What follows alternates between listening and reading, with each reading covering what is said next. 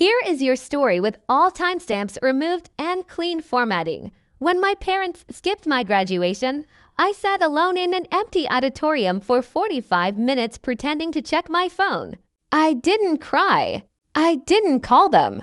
I just sat there holding a degree.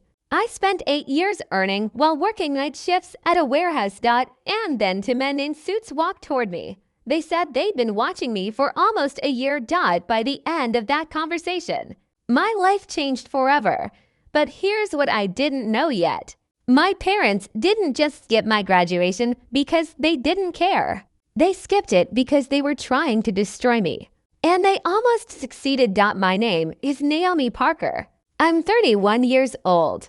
And for as long as I can remember, I've been invisible in my own family. My brother Ethan is 3 years older than me. He's charming. He's funny. He's also never finished anything. He started college, dropped out after 2 years, started a business with dad's money, lost $60,000 in 8 months, and got a real estate license he never took the exam for. But every time Ethan failed, my parents acted like it was just bad luck. Like the world was unfair to their brilliant son. My mother, Linda, would say, "Ethan just needs more time." My father, Richard, would write another check, and I would watch from the corner of the room, holding my straight a report card that nobody asked to see. I learned early that my achievements didn't matter. What mattered was Ethan's potential. When I graduated high school, I told my parents I wanted to study engineering. My mother laughed. "You're not smart enough for that. Naomi, be realistic." I was third in my class, but I didn't argue. Instead, I worked nights, saved money, and put myself through school slowly, one step at a time. For 8 years, I slept maybe 4 hours a night. My parents knew.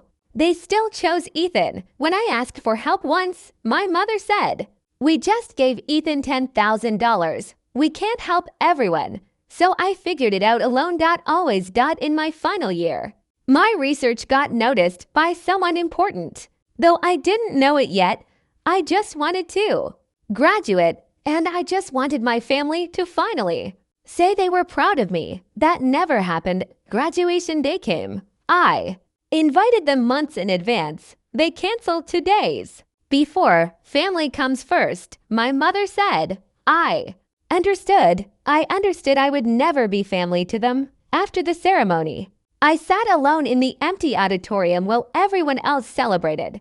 Then 2 men in suits approached me. They were from Apex Dynamics, a $20 billion company. They said they had been watching my work for a year. They offered me a contract worth nearly $8 million over 5 years. I thought it was a mistake until I realized it wasn't. For the first time that day, I smiled when I told my mother. She didn't believe it. "Don't be dramatic," she said. "They're probably scammers." But they weren't. 3 days later, my parents showed up at my apartment. Not for me, for money. For Ethan. $100,000 would help him. My mother said. I refused. That was the first time I said no. And it changed everything. They stopped talking to me. Spread lies about me, called me selfish. Then my grandmother called and told me something worse. "Your mother has always picked favorites." Then she said, "The inheritance depends on it." I didn't understand yet until I received an email from a law firm. My grandfather had left me in a trust, $14 million, with conditions. Financial independence, without family help, and evidence proving my mother had sabotaged my entire life. Scholarships, blocked. Job offers, hidden. Opportunities, stolen. All to protect Ethan.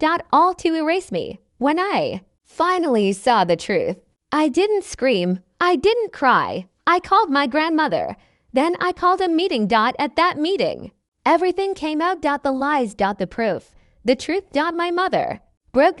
My father stayed silent. Ethan finally understood he had never been successful, just protected. And I received everything my grandfather had left. Emmy. Not just money, proof that I was never the problem. After that day, I didn't become someone new. I became who I always was just finally free. My father left my mother. My mother stopped trying to control me, and I kept living my life. Working, building, growing, not because of them, but despite them. Now I'm 32. I lead engineers at Apex Dynamics. I have a home with a garden. I have peace, and I finally understand something my grandfather knew all along. Being unseen doesn't mean you're invisible. It just means the wrong people were looking.